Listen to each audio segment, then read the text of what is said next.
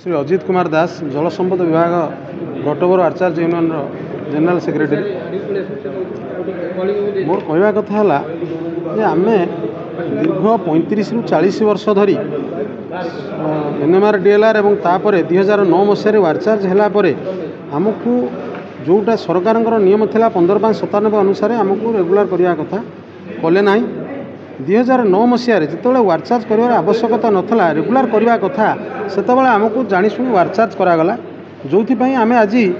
Pension वंचित हो जो मैंने वारचार्ज रिटायर्ड करगले से पाइले ना जो मैंने बर्तमान वेजेस को रेगुलर को ब्रटअपर करागला से 1/1/2005 न्यू पेंशन स्कीम आड़ सरकार बर्तमान पेंशन देना कारण कौन जे आम तो न्यूली अपॉइंटेड नुह आम 12/4/93 पूर्व यथेष्ट पूर्व माने prior to 12/4/93 most prior to 1/1/2005 we have been engaged as NMR and DLR. तो आमको तुम इक्वाल माने सिमिलर वर्क रे हम अच्छु जो एनएमआर डीएलआर बेले जो काम करूँ वारचार्ज बेले सही काम करुचु एवं जो रेगुलर है सही काम करुचु सरकार आमर सब एफर्ट नौ आम कम नौ किंतु आमको पेंशन देला बेलू दौना जो लोक मैंने आमर बिना पेंशन मरी जाऊँ औषध किनापी पैसा पाऊना तेणु लोकंर प्रधान आउ गोटे जिन ग्राच्युटी जोटा आमर पीजी एक्ट 72 अनुसार पेमेंट ऑफ ग्राच्युटी एक्ट 72 अनुसार आमको ग्राच्युटी दवा कथा जोटा को बर्तमान सरकार मानि नहीं सारी बर्तमान कहते डीएलसी ऑर्डर है इम्प्लीमेंट करा जाऊ ताले प्रत्येक लोक कौन सरकार आह्वान करुँच कोर्ट को जाओ कोर्ट को जाई डीएलसी ऑर्डर देवे तापर तुम ग्राच्युटी दब और दे सारी सरकार आम division Cuttack investigation division Mohan चरण प्रधान को डीएलसी ऑर्डर अनुसार ग्राच्युटी दि सारी जदि मोहन चरण प्रधान को दिगला तो व्हाई नॉट फॉर अदर्स अन्य मानक कहीं दि जाऊँ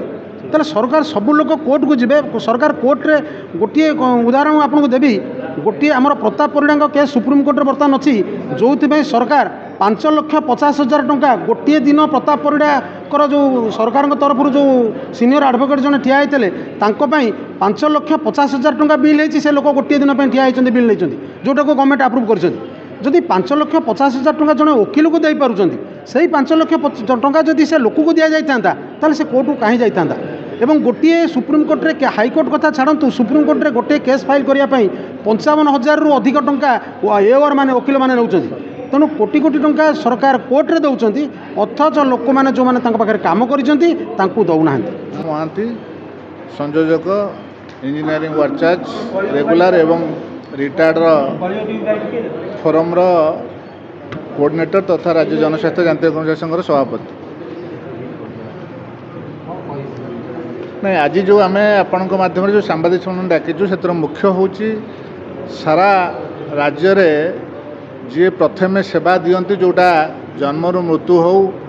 जलसेचन सेवा हो आपणकर रास्ताघाट सेवा हो जोटा कि मुख्य सेवा जो माने क्रिटिकल वर्क रे अच्छी से हूँ विकास धारा जो मैंने अच्छा सी हूँ से गोटे संस्था से जो संस्था से हूँ इंजीनियरिंग संस्था से इंजीनियरिंग संस्था रे आज कर्मचारी माने किभली भाव में हतादार होकर रही तारी सामाजिक सुरक्षा नथिबारु सही परिप्रेक्षी आम आज पूर्त नगर उन्नयन ग्राम्य जल जोगाण आपणकर वाटर रिसोर्स एवं आमर आरडी ग्राम्य उन्नयन समस्त विभाग जो अच्छा कर्मचारी से दीर्घ 10 वर्ष वारचार्ज है रेगुलर 5 वर्ष वारचार्ज है रेगुलर हवा कथा 10 वर्ष पर पेंशन पाइबापी से हकदार तेणु से निवृत्त रखा जाइथिबारु आमे सरकार संकल्प संख्या अर्थ विभाग संकल्प संख्या 12/4/93 पूर्व 22,764 15/5/97 जो तारीख से तारीख हिसाब से जो संकल्प पत्र देते अर्थ विभाग से अनुसार आम पेंशन पाइबा हकदार जो थे सरकार आमको नेग्लेक्ट कर सरकार जो कर्मचारी आपण विकास धारा सामिल होती बिना इंजीनियरिंग संस्था द्वारा कौन विकास कार्य करा जाई परिबो नहीं सारा राज्य में तेणु जी करुच्ची से आज उपेक्षित तो सही परिप्रेक्षी में आम आशा करूँ जो मैंने रिटायर्ड चाकरी कर जाऊँच घर को टंकाई मात्र नापी सुजोग नहीं से रेगुलर होगी जाऊँ 6 मास 8 मास पर ना एनपीएस पाइबे ना यूपीएस पाइबे ना किसी पाइबे ना यूनिफाइड पेंशन तो आरंभ कर एनपीएस पर्यटन किसी पाइबार हकदार से नुहत तेणु आमर दाबी रहू जेहेतु आम इंजीनियरिंग संस्था सरकार संकल्प पत्र अनुसार आमको रेगुलर करा सहित वारचार्ज मानक 5 वर्ष पर रेगुलर करा सहित 10 वर्ष कर संपूर्ण पुराणा पेंशन देवाई आमर हो मुख्य दाबी। साधारण संपादक निखिल ओडिशा जल जोगाण परिमल कर्मचारी संघ एवं राज्य इंजीनियरिंग वार्चार्ज नियमित एवं सेवानिवृत्त कर्मचारी फोरम संयोजक। दाबी रही आमर मुख्यतः आमर से यहाँ हूँ मौलिक अधिकार मौलिक दाबी सरकार आम छड़े नहीं जोटा हूँ पेंशन। जदि जड़े साधारण लोक 60 वर्ष हेल्ले तुम ताकू पेंशन दौच जोटा ओल्ड एज पेंशन दि जाऊँगी आप जानते वार्धक्य भत्ता विभिन्न सामाजिक मंगल कार्यक्रम जो ये कर दौरान